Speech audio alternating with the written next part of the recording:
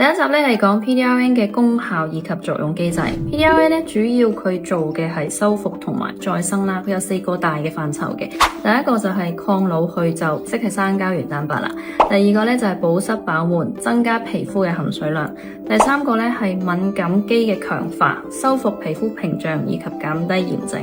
第四個係醫美療程之後嘅修復，佢主要攞嚟縮短修復期啦。咁作用機制係咩呢？即係 PDRN 嘅原理係乜嘢呢？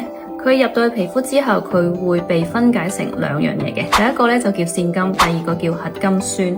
腺苷咧佢會同成千人母細胞上面嘅一啲受體結合啦，去打開佢嘅工作開關。成千人母細胞係乜嘢呢？佢係生膠原嘅媽媽，各種膠原蛋白係佢生噶啦，彈性蛋白係佢生噶啦，透明質酸都係佢生嘅。叫醒佢咧，就等於打開咗成個工廠嘅電源開關啦。